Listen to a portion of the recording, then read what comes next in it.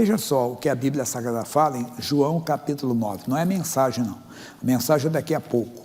Vamos falar do orgulho que precede a queda. Só isso aqui rapidinho. João capítulo 9. E passando Jesus viu um homem cego de nascença. E os seus discípulos lhe perguntaram, dizendo: Rabi, quem pecou, este ou seus pais, para que nascesse cego?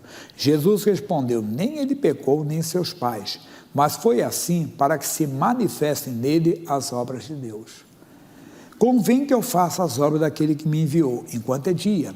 A noite vem, quando ninguém pode trabalhar. Enquanto estou no mundo, sou a luz do mundo. Tendo dito isso, cuspiu na terra, e com a saliva fez lodo, e untou com lodo os olhos do cego, e disse-lhe: vai, lava-te no tanque de Siloé, significa o enviado. Foi, pois, e lavou-se e voltou vendo. Aí eu pergunto, o que era santo ali? O que era milagroso? Era o barro que Jesus fez? Era a saliva dele?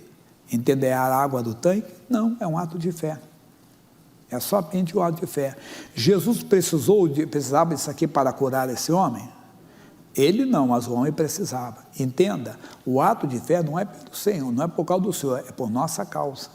Nós precisamos. Se você olhar aqui, Marcos capítulo 10, versículo 46 em diante. Só leitura rápida para você entender. Depois foram para Jericó, e saindo ele de Jericó com seus discípulos, e uma grande multidão, Bartimeu, o cego, filho de Timeu, estava junto ao caminho mendigando. E ouvindo que era Jesus de Nazaré, começou a clamar e a dizer: Jesus, filho de Davi, tem misericórdia de mim.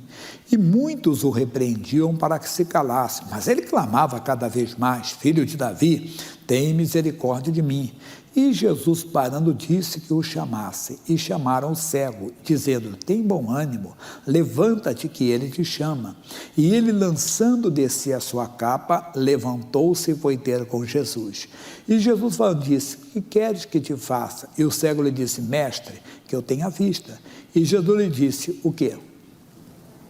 Vai, a tua fé te salvou. A fé dele era o suficiente, não precisou de um ponto de contato. Não precisou de um ato de fé, entenda, a fé dele era suficiente. Ele ouviu falar de Jesus, e certamente já conhecia. Cego, barulho na estrada, o que está acontecendo aí, pessoal? O que está acontecendo? Está passando aquele pregador, Jesus de Nazaré. Quem? Falaram para ele, Jesus de Nazaré, mas ele clamou: Jesus, filho de Davi, mostrando o conhecimento da pessoa de Jesus, porque ele falou da ascendência humana. Jesus está passando? Ô Jesus, filho de Davi. Muitos repreendiam que se calasse. Não, ele clamava cada vez mais. Quem tem fé não se cala, irmão. Quem tem fé não retrocede. Pode ter certeza disso. Quando você tem a fé em Cristo, quando você começou na igreja, que a fé surgiu no seu coração, quantas vezes tentaram parar você, como tentaram me parar, não é verdade? Eu lembro, a minha mãe sempre lutou para que eu fosse para a igreja, porque afinal de contas eu era pinguça, alcoólatra, e ela fazia campanhas. A minha mãe, ela se converteu depois, porque eu que batizei a minha mãe nas águas como pastor, mas ela que fazia campanhas para eu ir na igreja. Quando eu já estava indo, ela chegou assim: meu filho, eu gostei que você fosse para a igreja. Você foi para a igreja, foi bom para mim. Foi bom, você parou de beber, mas você está meio fanático, todo dia. Quer dizer, ele queria que eu parasse, às vezes bebendo. Um outro chegou da família e falou assim: quando eu entrei no ministério, que eu soube que eu ia ser pregador, que eu queria ser pastor, e daqui a pouco o Jaiminho, chama Jaiminho, que é o Jaime, que meu pai também era Jaime, aí eu falo assim: daqui a pouco ele vai estar com o carrão do ano aí. A ideia deles é que o pastor, a pessoa está ali para se fazer, né? Como o cara entra na política para se fazer, entra também na igreja para se fazer. Eu até brinco, quando eu entrei na igreja eu tinha um Fusca 78, eu não tenho carro, o que eu uso hoje é da igreja, meu mesmo eu não tenho.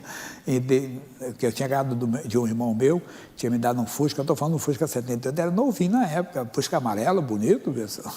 Hoje um Fusca, aliás, hoje é relíquia até e tudo, mas só para dizer para você, então, quem tem fé não se cala. Ele então mostrou a fé dele. Jesus, tem bom ânimo, levanta que ele te chama. Já lançou a capa fora. Eu gosto quando os historiadores contam que a capa do cego é como se fosse a bengala hoje. E quando a pessoa tem fé, ele tinha tanta certeza da cura que ele já se desfez daquilo. Jogou aquilo fora e foi ter com Jesus. O que queres que eu te faça? Senhor, que eu tenha vista. Vai, a tua fé te salvou. Jesus nem tocou no Bartimeu. nem tocou. Você pode ler Mateus 19, Jesus curando os cegos, você vai ver Jesus falando sobre isso. Se você ler aqui atrás, no capítulo 8, Jesus faz algo muito mais profundo ainda. Capítulo 8 de Marcos. Diz assim, versículo 22, e chegou a Betsaida, trouxeram-lhe um cego e rogaram-lhe que ele tocasse. E tomando o cego pela mão, levou-o para fora da aldeia. E, leia você aí, cuspindo-lhe nos olhos. Meu Deus do céu. E a pessoa, se eu faço isso hoje, eu tomo um tapa na cara, né? Cuspindo nos olhos. Diz assim, e impondo-lhe as mãos, perguntou-lhe se via alguma coisa. E levantando-lhe os olhos, disse, vejo os homens, pois o vejo como árvores que andam. Dá para entender que esse homem recuperou a visão, porque ele conhecia uma árvore, sabia o que era uma árvore.